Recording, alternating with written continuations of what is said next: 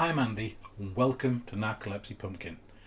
If you haven't done already, why not click on subscribe and then click on the little bell so you get notifications of new videos when I post them.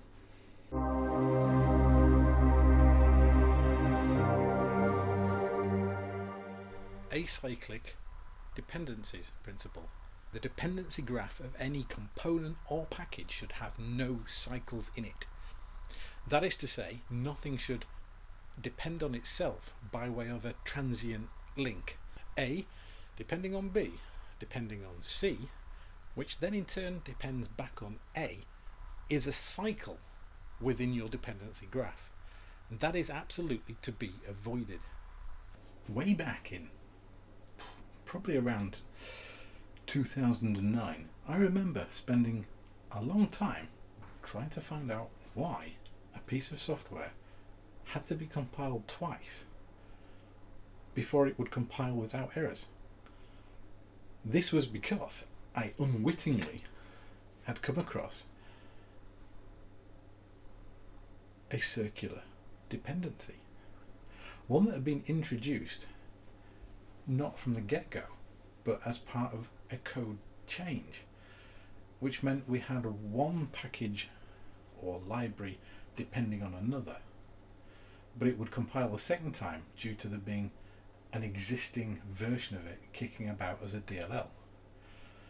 I then found that if you cleaned the solution, it didn't compile at all. It took me quite a while at that point to work out what had actually gone on and what I needed to pull out. But the essence of it is possible to get into this mess probably even now, though IDEs are much better at detecting these circular references. They are actually quite easy to solve once you've found the problem. All you have to do is extract that part that has the dependency that's causing the cycle out into another library so that its dependency is just on the first library and there is no longer a cycle.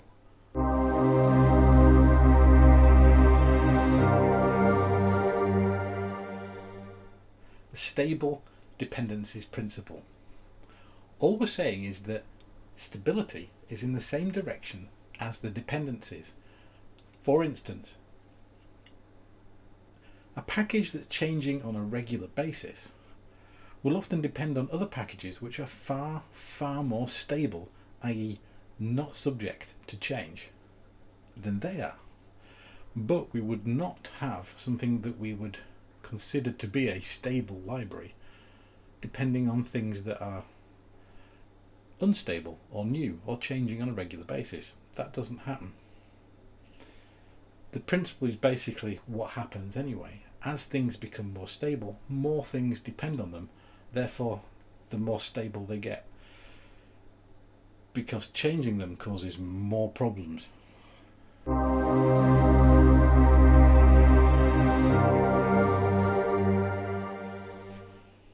This leads on to the Stable Abstractions Principle, which is kind of the same idea, but we're saying that things get more abstract as more things depend on them, or as they get more stable.